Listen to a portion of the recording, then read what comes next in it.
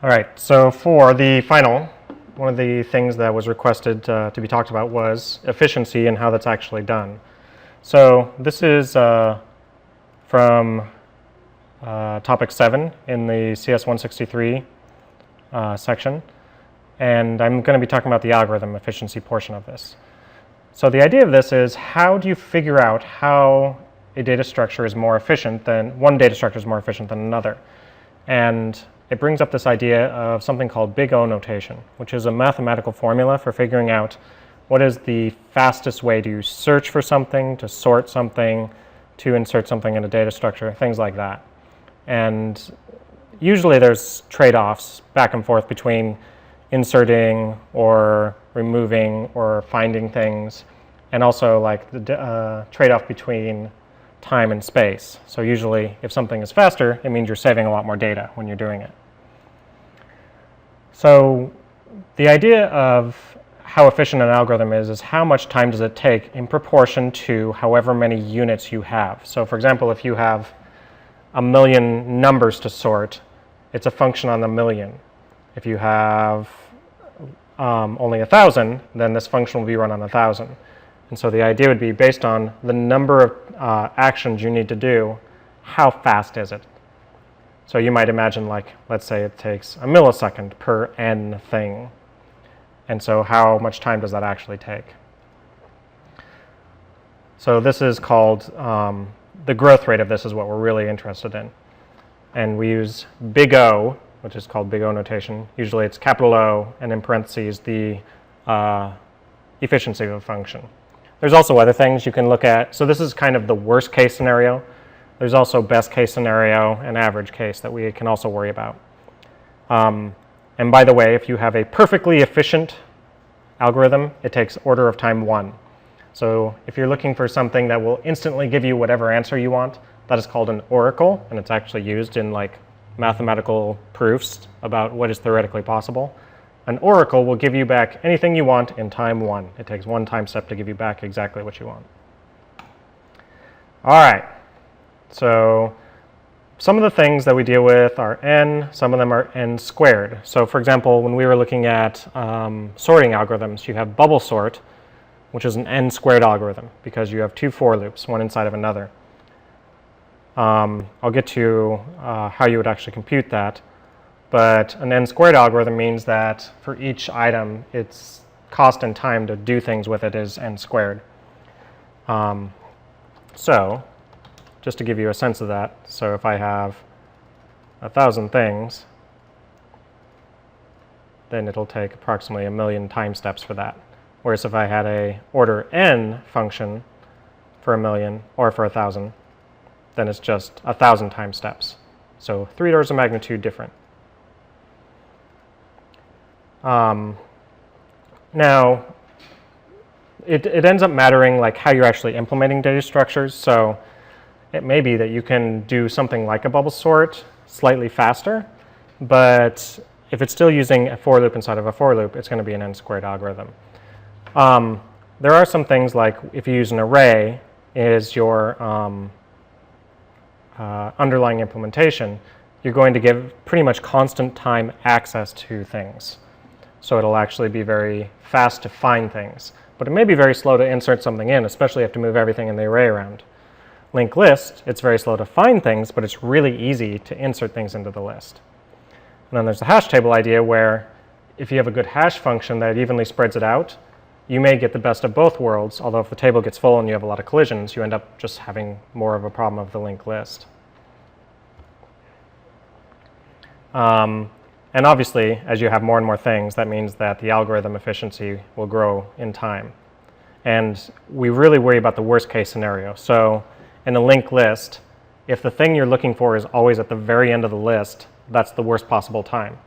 Now, in the best case, it may be the first thing you're looking for. And so it just takes time 1. You always happen to find the thing at the very front of the list.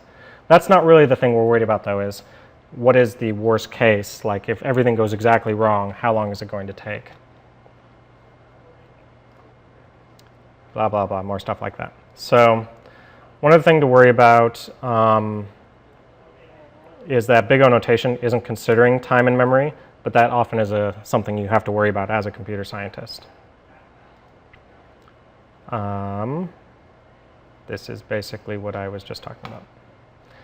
So one other thing to keep in mind when you're looking at big O notation is if you have a polynomial time thing, so meaning n cubed, n squared, n, the only thing we actually care about is the highest order term, like the n cubed. Why is that? Well, let's say you have 1,000 here, and you have 3 times time n plus 4 times time n squared and n cubed. So if you have 1,000 to the third power, this set factor is so much more significant than these combined together that this ends up dominating the term. So we only worry about the highest order power in this, because that's the thing that actually really dictates how fast or slow it goes. Also, constants. We ignore constants. 5 times n cubed compared to n cubed, the n cubed is the thing we care about. That's really the significant thing as far as the whole polynomial goes.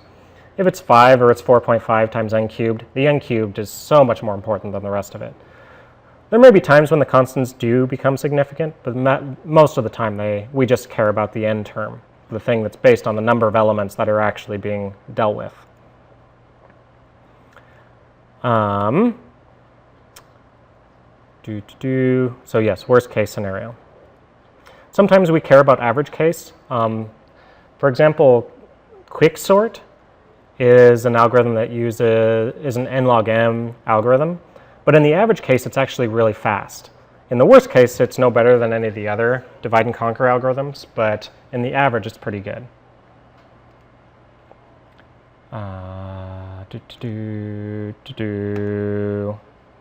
So, analyzing efficiency of things. So, let's see.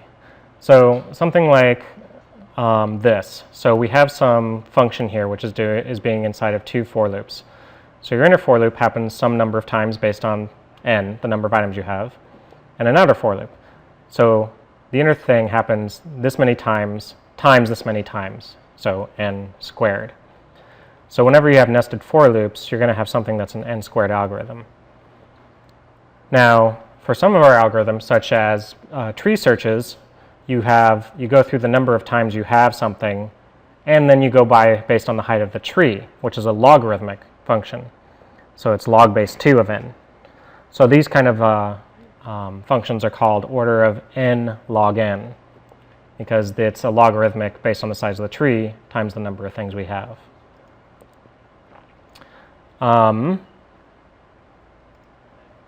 So when we're talking about efficiency, there's usually 3 functions that we tend to look at.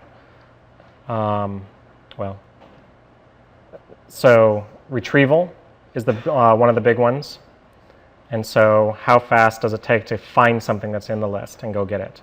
So something like an array or a hash table might be really fast at this, at least linked list might be slow. But if you very rarely retrieve something, if all you're worrying about is inserting and removing things, that may be the thing you don't care about. Removal is the other one, and insertion is the last one. So how fast are removing and inserting things? So if you have an absolute ordered list where you're not allowed to have holes and you're using an array, absolute ordered list using an array, you're going to have to be moving a lot of data items around every time you insert and remove things. But retrieval will be really fast, and if that's what you care about, then you use that idea. Relative ordered lists, they might be a little slower at retrieval because you may have to skip holes in the data, but inserting and removing might be faster. Absolute ordered lists with linked lists, then insertion and removal will be very fast, but retrieval might be slow. So there's a lot of trade-offs for that kind of thing. That's the basics of efficiency. You want to think about things like that when you're dealing with how to implement queues or stacks or like a red-black tree or something like that. What is it that you're interested in making fast, and what other things can you take hits on time with? What takes slower amounts of time? That is the basics of efficiency.